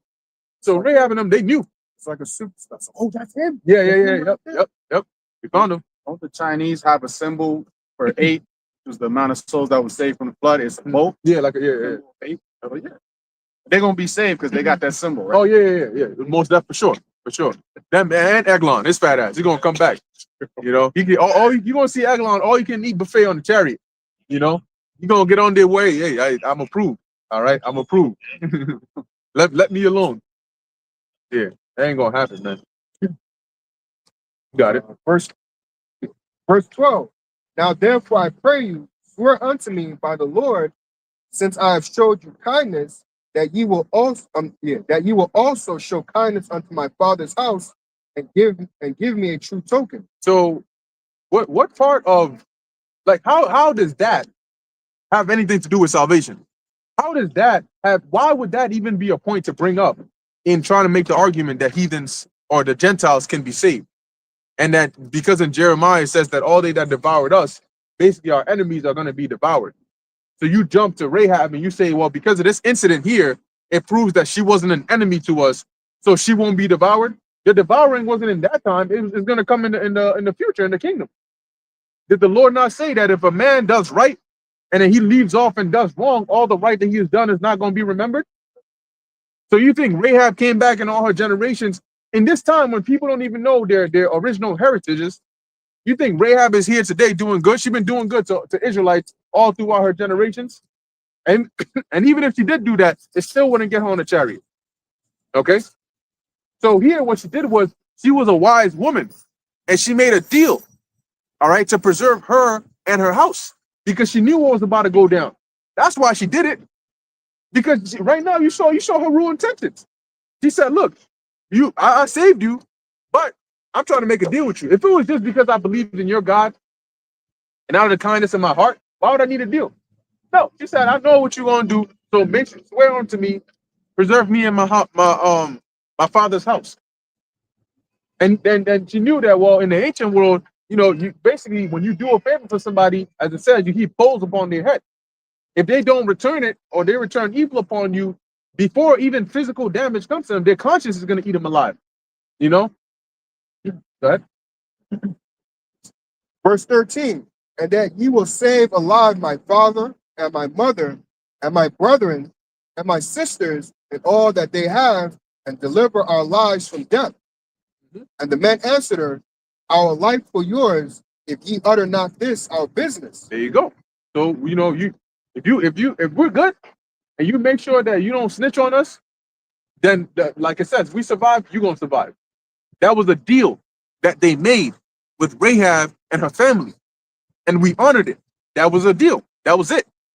Because what happens, and that's why the Lord was upset at the fact that we went and made a covenant with the Gibeonites before addressing him, because he knew that we would have to honor that. And that's why he said, you went and did this without consulting me, and now you've been deceived. But guess what? You got to honor that, because you made a deal in my name. So that's why when Saul went and broke that, hey, there had to be, the Lord brought plagues upon Israel for that sake. Well, wait, does that mean the Gibeonites are going to be saved? Because the Lord was damaging Israel for their sakes? No, it was because Israel was violating an oath. As I said, see, that's why it's good to understand the manners and customs of the ancient world. An example is, I can't remember the king, or if he was a king, if his name was Abimelech as well. If it was it Abraham or was it Isaac? There was a king named the same name in both their times. I can't remember that one. He wanted to make an oath with, I can't remember if it was Abraham or Isaac. And I think that's where the well of seven four oats come from. That's what- Yeah. Yes, I can't remember, but I know what you're talking about. Yeah. But does that mean that all You remember? What's that? It was Abimelech. Abimelech. Okay. no, but which one was it? Was it Abraham or I Isaac? think it was Abraham. It was Abraham? Yeah. Okay. But basically, with that, does that mean that, oh, okay, now, the son of Abimelech, or, because he wanted to make that for his children or his son to be good with Abraham as well, because he knew what? That the Lord was with Abraham. So he wanted to make a league with him, like, yo, my family is cool with your family, so we can be friends later down the line. So that way, if anything happens, my son or my offspring have somebody that they can have, do business with. That, hey, maybe we could get something from you. And even to this day, you still have things like that where families would join together for business purposes. So that way, later down the line, the family could be good. Mhm. But it doesn't mean that, oh, okay, like you were part of like the family will now and things like that. No. Right. Got it. Okay. Verse 15. Then she let them down by a cord through the window, for her house was upon the town wall, and she dwelt upon the wall. And when you keep on going, but you don't have to, we can get the other account with Abimelech. I forgot what, just Jeremiah 39 or so. But when you keep on going, it's gonna tell you that when we did come and take over the land, we spared them because the Israelites gave her a sign that hang up this flag, this red colored flag or this white colored flag or something like that on your house by the window, so that when we come, we'll know, okay, that's Rahab's house. Nobody go in there, nobody touch anybody. And they said, make sure that everybody's in here. Because if your family ain't in here, we're not gonna be able to tell, and they're gonna be cooked. So that if that happens, the blood is on you, not on us. Because basically, we're gonna instruct our people, hey, if you go in there, you're gonna see a house. It has this sign on it. That's your symbol. Do not touch anybody in that house. That's the only instruction. So if the warriors come in and you're not in the house, how are they gonna know that I'm Rahab's auntie? Well, how do I know you're not making that up? If you Rahab's auntie, then you should have been in the house, shouldn't you? All right, well, you went in the house, that's on you. Bye. And so that's why they told her to do that. Yeah, you got it. That's spiritual that you said that, because when you look at the time of Egypt, when during the night of the Passover, the Lord instructed us to what? When we put the blood on the two side posts of the house at the end of the town, and that was to signify to the death angel that, oh, this is a house of Jacob. Do not touch it. You pass over it. You see, so when we were going over into Jericho, and we had told Rahab that, hey, you tell yourself and your family to make sure you have that red cloth, all right, on the side of your house. It was also symbolic. Another thing that was red, okay, it was symbolic to let them know that when we come in, the death angels are in, when we get the army, that we're going to pass over your house, okay? And it's the same concept in Ezekiel the 9th chapter, when the Lord said he's going to be sending his angels, the death angels pretty much go use Esau and so on and so forth. But the spirit of the death angels that he commanded to slay utterly was young and old, women, children, all that. But then it says, except men that had the mark, all right, of exemption. Right? It's more like the house that has the red mark that the death angel is going to pass over. So like from time to time, we always talk about the elect. When the time comes, if you're in the household of a man of the Lord, you automatically got protection, all right? Because the Lord is the one who's orchestrated that. So you're going to be protected in them times. But if you happen to be in a household that doesn't have a man of the Lord in there, you're cooked. You and the rest of that whole household is cooked, all right? So that's the same thing I was just thinking about it through the spirit. Like, yo, that mark of exemption is, of course, in Egypt, it was a visual, all right? At the time of Rahab, it was also visual, all right? But this time it's going to be more spiritual. Okay, you're going to know, like, oh, these are the men of the Lord. You know what I'm saying? The Lord's going to have something about us that's going to set us apart from everybody else, and as an indication that we can't be touched. Okay, when the troubles come, the troops come in doing their thing, they're always going some way, somehow exempt, all right, the men of the Lord. All right, because that protection the Lord is going to have over us and our households, right? All right, but I just wanted to add that in there. You got it, bros. You can bring it up. Let's read that first. Because I remember from the snippet that the Apostle Hart played, they went to that precept, right? Jeremiah 30. Let's read that. This is the book of Jeremiah, chapter 30, and verse 16. And it reads, therefore, all they that devour thee shall be devoured, and all thine adversaries, every one of them shall go into captivity, and they that spoil thee shall be a spoil. So there's the part, right? All thine adversaries, your adversary means your enemies. So let's prove if these aren't our enemies, then how is it that, well, you missed the part that says all they that devour thee.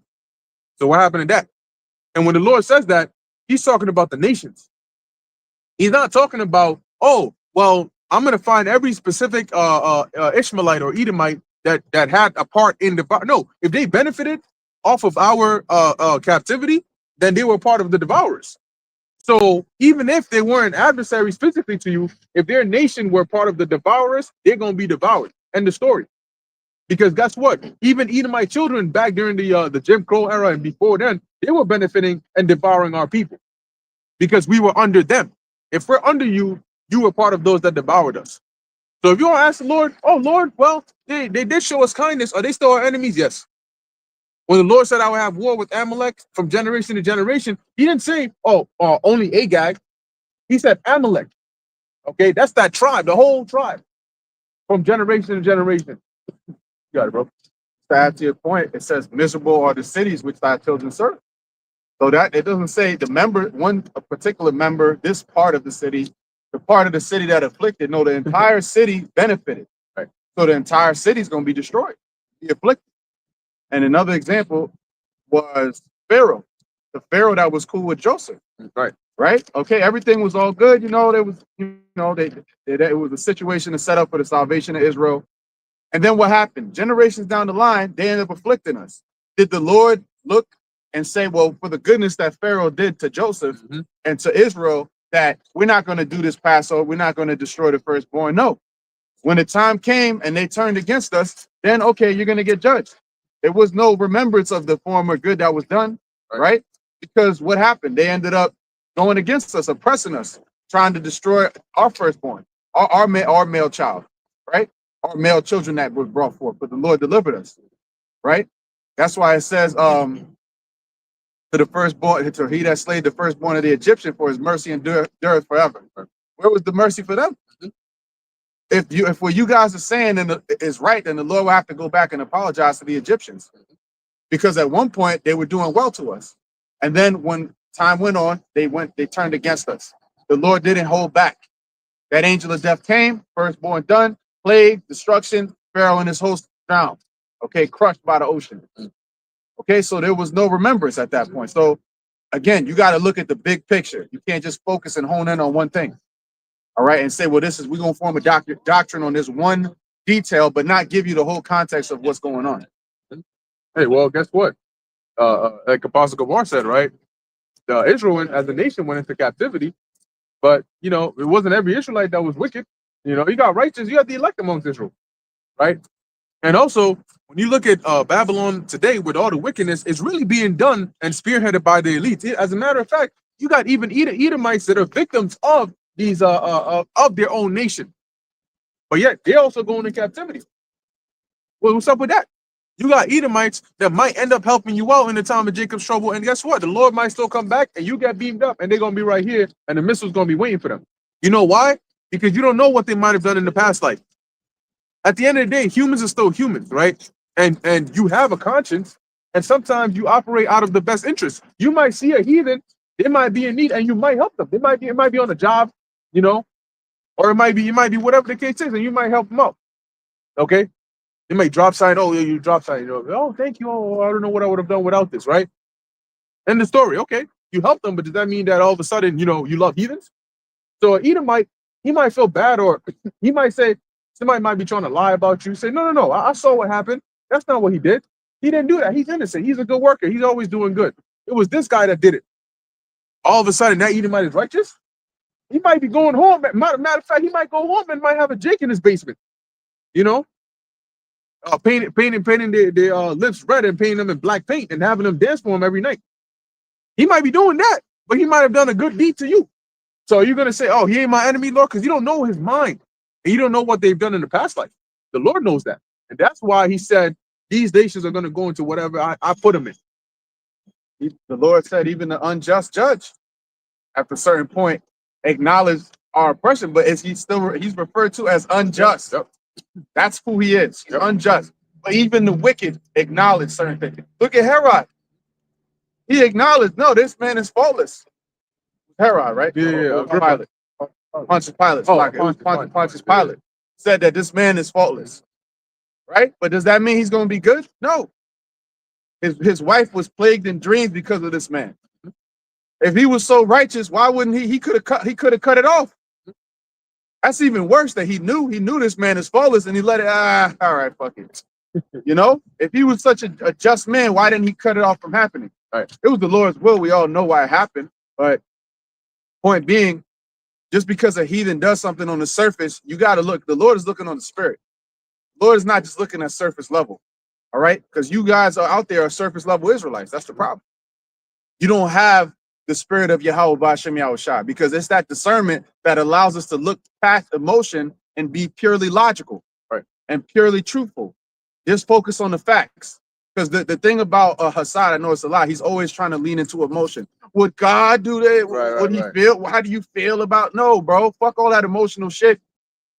Keep it logical, bro. Keep it to the truth and keep it logical. Yeah, Most High does what he wants. Yep. The scriptures say, "Who has known the mind of God?" So, are you the Lord's spokesperson now? You gonna tell us how the Lord feels? The Lord tells us how He feels based on what He does in the scriptures. The scriptures say that the Lord is known in the judgment in which He executed. So the Lord can say, "Look, shit, I want this heathen. Know what? I'm gonna put a spirit on this heathen to go out of the country so it can end up over here, because I want to repay them for the kindness they did to you." That's it. That doesn't mean that He's going to say, "Oh," because the Lord has already given the word that they're not going. There's a certain position they're going to be in. That's it. He's not changing that. Okay. Oh, does that make sense? Why didn't God say, "Hey, you're eating with your enemy"? You eat with your enemy now. You ever went to the break room? There's an Edomite standing right there. You know, they're giving out pizza. You hungry? Hey, you know what's up? Man, I saved you one. Hey, thank you, man. Hey, what's going on? Hey, that's Phil right there. Phil always looking out for you.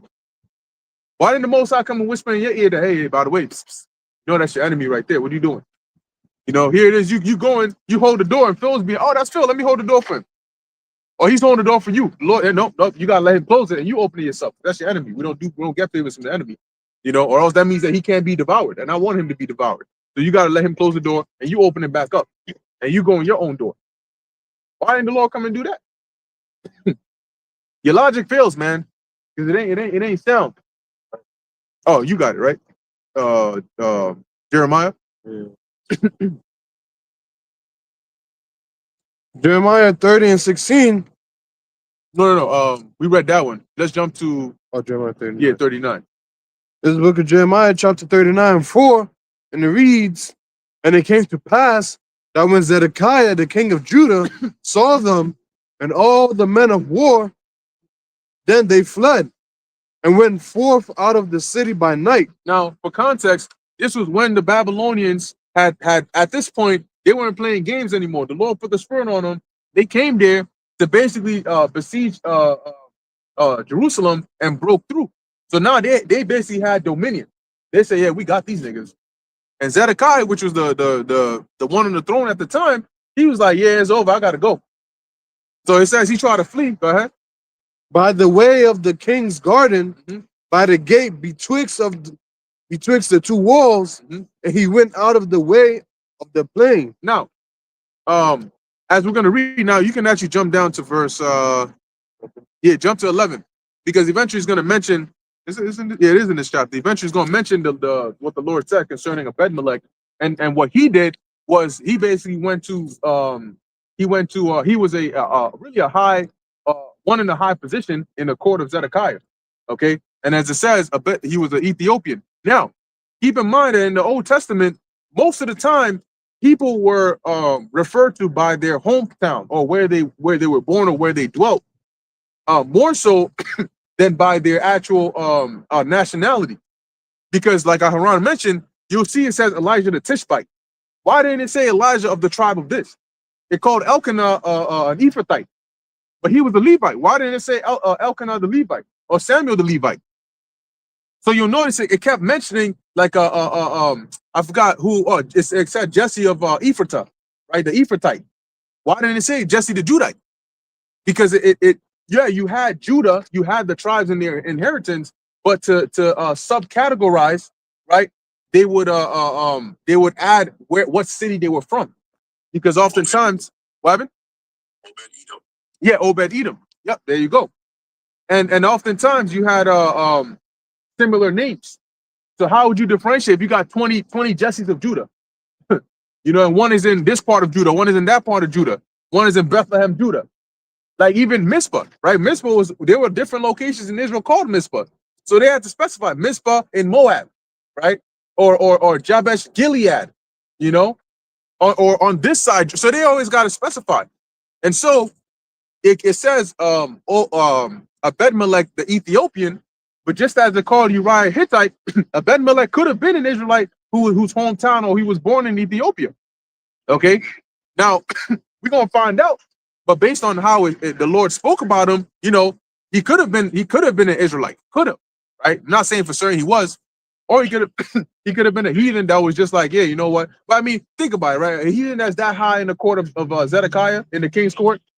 On top of that, it says the Lord said what He said concerning him about him. Well, we'll read it.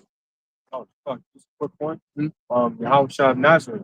Right. It says that they know his father and his mother, so they knew that his records he was a Judah. But why did it specify Yahushua of Nazareth? Right. Then obviously, because that was a common name, wasn't just tied to him. Right. Other people had that same name. So you got to specify. Oh no, this Yahushua, that's the one from Nazareth. Even Jeremiah himself was from a town that was in the land of Benjamin, but he was a Levite. Right. From Anathoth. Right. All of those were the descendants of Aaron in that town. And it was known for that. It was famous for that. So you could say he's from Benjamin. He's from the land because he's from that area. But he's a Levite. Right. Oh, sorry. That's why they even specify sometimes with your father, like Joshua, the son of Nun. Yeah. Because there was probably another Joshua there, but we got to specify which one you are. Oh, you're the son of Nun. Got it. Should I jump to verse 15? Yeah, you can jump to verse 15.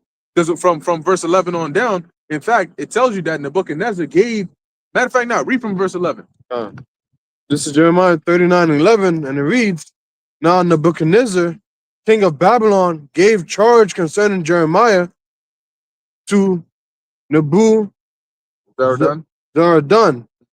the captain of the guard, saying, Take him and look well to him, and do him no harm, but do unto him even as he shall say unto thee. So Nebuzaradan, the captain of the guard, sent, and Nebuchadnezzar, Rabsaris, and Nergal-Sharezer. Nergal-Sharezer,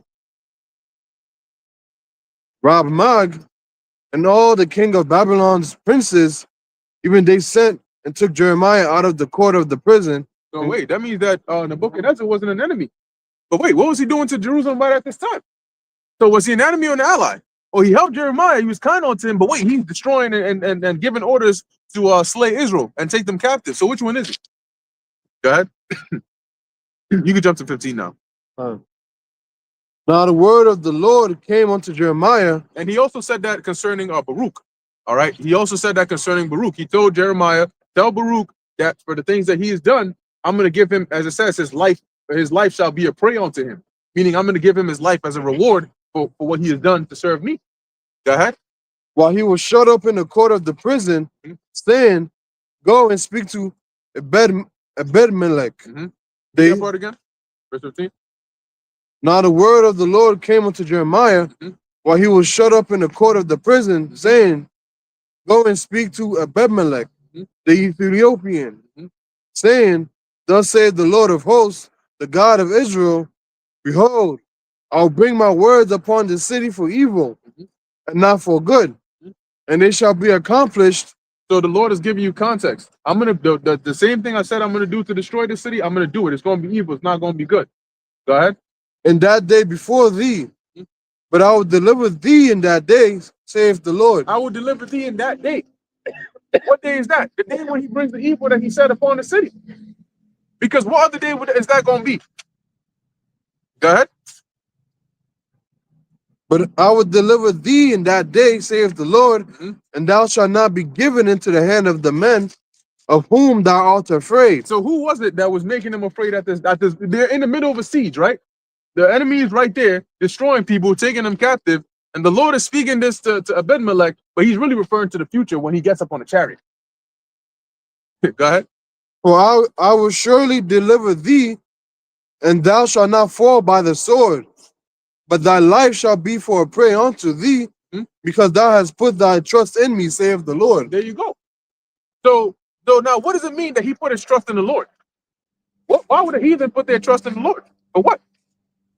You know, but then in any case, that gives you the context as to which the Lord was talking about when he said he was going to deliver him from the men that sought his life. Who were they? The men that he was afraid of. Who were they? The Babylonian Empire at the time. What the hell? How is that supporting heathens going to be saved because they believe in Yahushua? Yahushua wasn't even on the scene as Yahushua at this time. So how did what Abimelech do at this point equate to heathens believing in Yahushua and being saved? How does that work? It doesn't. That's the point. It doesn't work. So stop it. Anyway, that was it on that. We're going to wrap it up unless Russ got a quick point. Got it. All right. John, make it start. You got it. I get it for you. Oh, yeah, I got it. This is Proverbs chapter 24 and verse 21. My son, fear thou the Lord and the king, and meddle not with them that are given to change. So there are people that's given to change. If I'm not mistaken, Deacon Hakas said once, the word of God is not contained in the Bible, but the word of God is in the Bible. It's like, that doesn't make any sense. Then it's now 1 minute we have the stance, and they said that at the beginning, we know that we were hardcore, you know, like the other nations can't be saved, but now you're saying that they can be saved. So it's like you're people that are given to change, you're easily swayed. So you can't trust people like that. You want a person that is solid, right? It talks about having a solid foundation.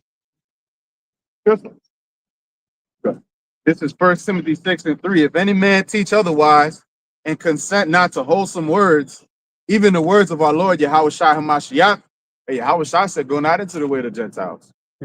Go into the house of the 12 tribes of Israel. Well, except for Rahab and Abimelech. Right, exactly. And Jethro. The Lord could set up certain heathens to deliver us. That's what guys don't understand. That doesn't mean that they're going to get it all now. Yep. No, bro, they had a certain role. They played out the role. Okay, and in the kingdom, they're going to be under us still, regardless. It doesn't change anything. It doesn't change the facts. Oh, well, Cyrus said the Lord told him to build a house onto him. What's that about? That means that the Lord is dealing with him. He must be a Levite. He might, right? He just might be, He's right? a priest all of a sudden, right? You guys, that works on simple-minded people. That works on jakes that don't know nothing, man. All right, but on men that actually know these scriptures, man, that shit ain't gonna pass. Man. Yep. They're so I can just the point, they're tools for the Lord. That's all. Instruments. Yep. Look. And to the doctrine which is according to godliness, he is proud, knowing nothing, but doting about questions and strifes of words, whereof cometh envy, strife, envy, because they see the men that have the whole truth. So now, no, this is our brand of truth. We got to get with this. We're not here to establish ourselves. We're here to praise Yahweh Hashem Yahushua, do his work and push that word out, man. We didn't invent it. It was given to us. Okay. You guys want to reinvent the wheel though, every time. And you land a face full and a pool full of shit every time, man. All right. It says, questions and strifes of words, whereof cometh envy, strife, railings, evil surmisings, perverse disputings of men of corrupt minds, and destitute of the truth, supposing that gain is godliness. From such withdraw thyself. So there it is, man. It says it straight up. These are perverse men, destitute of the truth, corrupt minds, gain is godliness. You know, and they're always trying to sell you something, right? Do you ever see us up here trying to give you merchandise? We'll hop on the website. You know, we got these t-shirts, you know, you ain't even selling cotton or linen. You selling polyester, straight trash, man. You know? But regardless, whatever it is, we're not selling it. All right. All right. Buy the truth, sell it not. Okay. So we over here to freely we have received, freely give, and teach this word of Yahweh B'Shem Yahushua. Withdraw from these men. Don't pay them any mind. Okay. And every time they come out with a new false doctrine, they're gonna get spiritually knocked out. Okay. Yeah. So at the end of the day, man, look, it doesn't matter if the heathens were kind to you or not. You know, you deal with people accordingly. But on the grand scheme of things, that doesn't change the order of prophecy or the judgment concerning the nations or concerning the heathens. The role and rank that they're in, they're going to stay in that rank. And yes, in the kingdom, we're going to have taskmasters. Yes, in the kingdom, we're going to have concubines. Yes, in the kingdom, they're going to be those that are going to be directly in the pit. And they're going to be those that are going to be like the house servants. And then, we're going to have all that. But that's not going to be contingent upon whether a heathen believed in Christ, on this side. So Christ said, oh, show him mercy in the kingdom. That's not how it works. The scriptures are lay out plainly what the Lord's judgment is, how it's going to play out. So those examples that you try to bring out, trying to sound deep, they're weak. Okay, and they don't stand the test of anything. They'll come out here over here with that. We're gonna break it down. All right, through the spirit and power of Yahweh Hashem Yahushai. You got anything, Ron? Cool. So with that, we're gonna end it here. Lord willing, that was edifying to the elect. In closing, I want to give all praises, honor, and glory to Yahweh, Hashem, Yahweh Shai, Hashem, Rakak, Wadash. Until next time, Shalom.